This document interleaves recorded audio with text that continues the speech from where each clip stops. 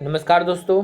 आज मैं आपसे डिस्कस करूंगा एक बहुत कॉमन सवाल जो लोगों के दिमाग में आ रहे हैं कि ये जो लॉकडाउन का जो समय चल रहा है इसमें बहुत लोग अपने घर जाना चाह रहे हैं जो जहाँ के तहाँ फंसे हुए हैं। तो अगर मैं बिहार की बात करूँ तो बिहार में जो एक जनरल क्वेश्चन लोगों के दिमाग में जो आ रहा है मैं वो सारे क्वेश्चन लेके आया हूँ और इसका क्या आंसर है ये बिहार गवर्नमेंट ने क्या किया है अपनी तरफ से ये क्वेश्चन और आंसर जारी किए। तो मैं ये आपसे डिस्कस करूँगा अभी। तो यहाँ देख सकते हैं पहला क्वेश्चन है, मैं बिहार कब लौट सकता हूँ। तो यहाँ पे आप देख रहे हैं लॉकडाउन प्रतिबंधन हटने के बाद ही आप बिहार लौट सकते हैं, मतलब लॉकडाउन आपका ख़त्म होने के बाद आप लौट सकते हैं। लेकिन अगर आपको बिहार में अभी आना है, जो सेकंड क्वेश्चन है, क्या मुझे बिहार में प्रवेश के लिए निबंधन कराने की आवश्यकता है। जी हाँ दोस्तों, आपको कराना है और जब तक आप ऑनलाइन रजिस्ट्रेशन के माध्यम से आप अपना रजिस्ट्रेशन नहीं कराते हैं तब तक आपको स्टेट के अंदर परमिशन की एंट्री नहीं मिलेगी। फिर तीसरा क्वेश्चन है, मुझे बिहार लौटने के लिए बिहार सरकार के साथ निबंधन करने की आवश्यकता क्यों है। तो यहाँ पे आप देख रहे हैं कि आपको पता होगा कि कोरोना जो वायरस चल रहा है इसमें बेसिकली 14 डेज़ का क्वारंटाइन पीरियड आपको सबको मेंटेन करना है। जब भी कोई एक बंदा एक जगह से दूसरी जगह पर जाता है तो 14 डेज़ का क्वारंटाइन मेंटेन करने के लिए आपको क्या करना है, रजिस्ट्रेशन कराना ज़रूरी है। नेक्स्ट चौथा, मैं निबंधन कैसे कर सकता हूँ। तो निबंधन जो है ये आप बिहार गवर्नमेंट की वेबसाइट है जो जिसकी लिंक मैंने डिस्क्रिप्शन बॉक्स में दे रखी है, आप उसको क्लिक कीजिए और आप उस पोर्टल पर जाके अपना रजिस्ट्रेशन कर सकते हैं। नेक्स्ट आप देखिए पाँचवा क्वेश्चन, क्वारंटाइन क्या है, मुझे क्वारंटाइन से गुजरने की आवश्यकता क्यों है। क्वारंटाइन केंद्र में क्या सुविधाएं हैं, क्योंकि जो क्वारंटाइन है ये बेसिकली एक इम्पॉर्टेंट रोल प्ले करता है आपको 14 डेज़ का जो क्वारंटाइन है। क्योंकि जब आप एक जगह से दूसरी जगह पर जाते हैं तो जो सिम्टम है, जो लक्षण है, वो आपके 14 दिन के बाद ही रिफ्लेक्ट होते हैं। तो इसलिए जो ड्यूरेशन है वो बेसिकली 14 दिन का रखा जाता है, ताकि उसके बीच में अगर कोई कोरोना वायरस से पॉजिटिव बंदा होगा तो वो क्या होगा, उसके अंदर लक्षण दिख जाएगा, उसके हिसाब से उसकी ट्रीटमेंट की जा सकेगी। तो यहाँ पे आप देखेंगे क्या क्या सुविधाएं यहाँ पे उपलब्ध हैं। यहाँ पे मुफ्त आवास है, भोजन, शौचालय, चिकित्सा, ये सारे यहाँ पे अवेलेबल मिलेंगे आपको। नेक्स्ट है, क्या मुझे निबंधन करने पर कोई वित्तीय प्रोत्साहन राशि मिलेगी।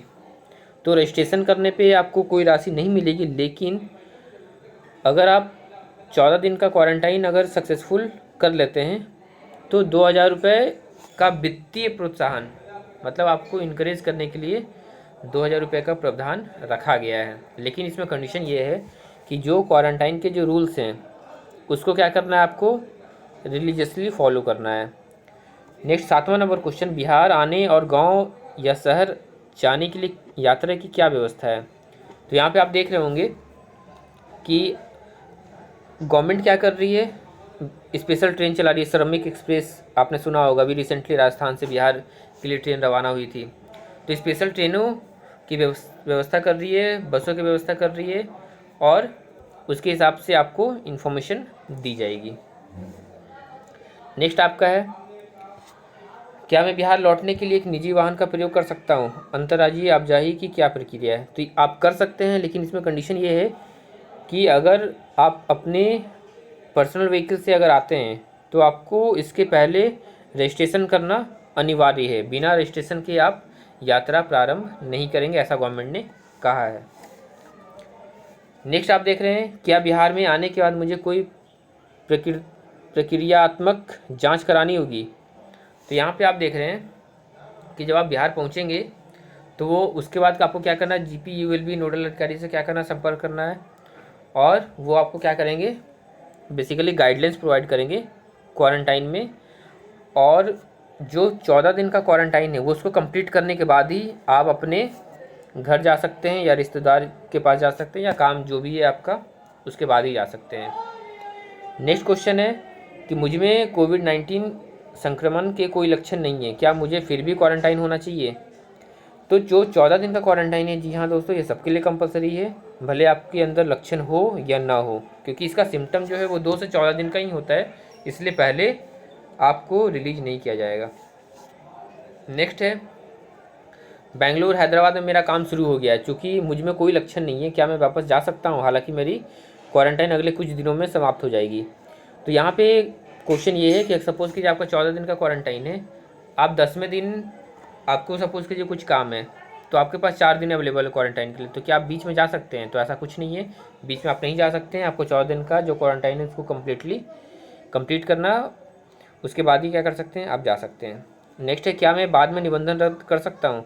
जी हाँ, आप बाद में निबंधन रद्द कर सकते हैं। और इसके पश्चात, रजिस्ट्रेशन के पश्चात आप क्या कर सकते हैं?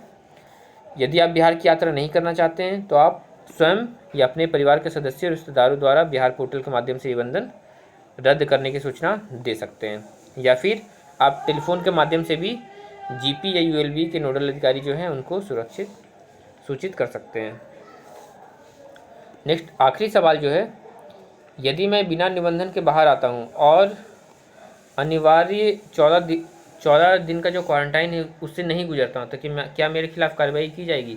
जी हाँ दोस्तों, जो आपका नेशनल डिजास्टर एक्ट जो 2005 है, आपदा प्रबंधन अधिनियम, तो इसके अंतर्गत अगर आप क्वारंटाइन 14 डेज़ का फॉलो नहीं करते हैं तो आपको क्या हो सकता है? आपको इस एक्ट के तहत आपको ऊपर एक्शन लिया जा सकता है।